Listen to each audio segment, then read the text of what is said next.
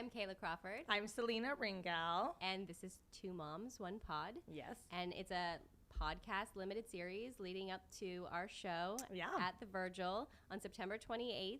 7 p.m. show and 8:30 p.m. show. We're going to be filming our comedy special that is eventually going to be called Two Moms, One Mic. Yeah. And it's going to be premiering on some big Netflix, HBO Max, Hulu. Because Hulu they do specials, Amazon right? Original. Yeah. We're open.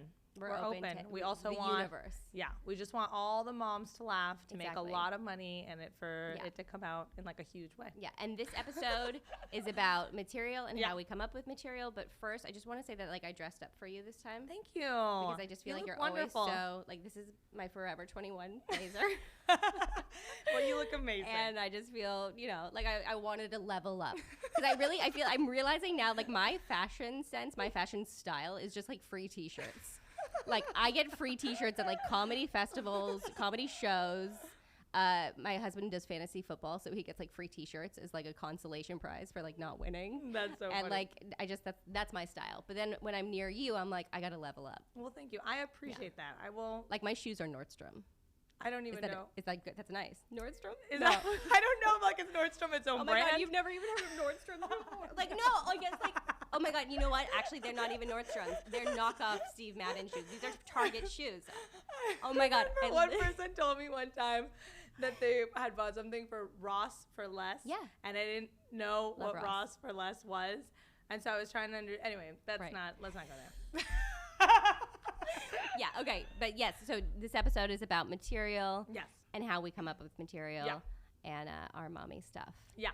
So, I'm going to start by telling a quick story about some material that I did that didn't work out for me the other day. Mm-hmm. And then I want to hear more from you and how you come up with material. I come up with material, generally speaking, just by kind of whatever I think is funny. I just jot it down, whatever I'm in the moment doing. A lot of times I'll tell someone a story and then I'll be like, oh, I kind of said that in a funny way, and I write it down. But the other day I was doing this show and I have this joke about why, that I don't adopt because I'm gorgeous. Which is, it's funny, it initially started as a joke where I was actually complimenting my husband's eyelashes, but I remember I worked it through with a friend who was basically like, well, if you're just going to be vain, just be straight up vain and make it about yourself. Yeah. So I was like, okay. So anyway, this joke usually does well. In this particular club, no one laughed. No one. It was just bombing. And I kind of got this sense that this crowd does not think I'm gorgeous. Yeah. Some people don't even find me attractive right now. Well, and I was there for it, and you were like, well, I'm gorgeous, and you could hear a pin drop. It was almost everyone froze in the crowd, and they couldn't move. And then you on stage, I was watching you have for lack of a better word, just an existential crisis of just okay, guys, I'm fine. You kept going it was the funniest thing I've ever seen. You were literally I'm fine.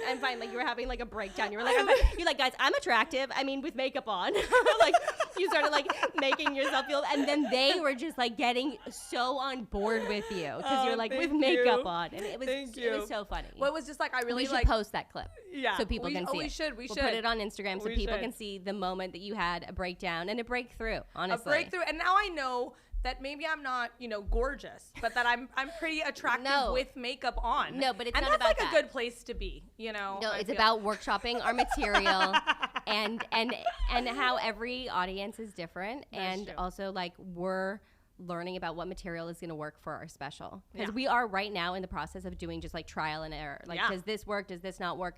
I just did a show with a big comedian. Yes, Eliza Schlesinger. No, you're not say the name. Yeah, you can. No, we were just on the same show. I guess we're not saying anything. There's nothing mean. wrong. We're just it's what I'm about to story. say. No, it's you're right. It was with her, and she's so and I was on the phenomenal. Show too. It was and she's amazing. Right. She's one of my favorite comedians, and I remember I did my set, and I felt so good about it. I was I cursed. I'm sorry. Yeah. I crushed. I felt so good about my set, and then she went up, and I was just maybe I should quit.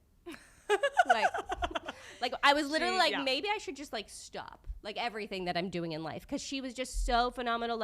She talked about capitalism for 5 minutes, and me just even saying the word capitalism is a pat on the back. You know what I mean? I'm capitalism. Like, that's all I have. Just saying the word is all I have to actually say about it. And watching her, she does like observational comedy, and it's just like so effortless and intellectual and you're smart. Incredible, and you have a different style. Right, yeah. I think you're incredible too. So, but my style, and I'm realizing it as I'm leading up to this show. This show is very specifically like geared toward mom material, husband stuff, my own like aging stuff.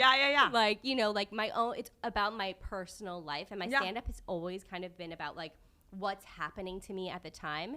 And this is a therapy session, I guess, just for me to be like, it's okay that I'm not an observational comic, that it is just sort of about my life. I actually think that that is okay. I think some comedians are fantastic at that. So good. And that's the kind of comedy I'm doing too. And I think she was incredible too. Phenomenal. By the way, I was supposed to go before after her. No. Right. I was supposed to go right after her. I literally remember walking into that show. Okay, and it was at the Roosevelt. It was one of the bigger shows I've done in a long time.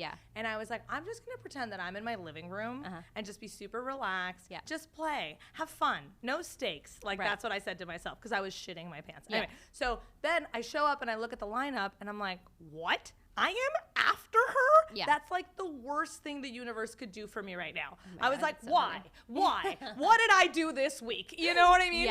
And then the universe heard me. I was very upset. And let you go first. And let me go first. And they switched up the lineup last minute. And I was able to go first, and I killed. You crushed. And then she was phenomenal. I mean, she was incredible. Effortless. And I was really worried about going after her, because I think if I would have gone after her, I would have bombed. But I guess this episode is just about like, be okay with your material.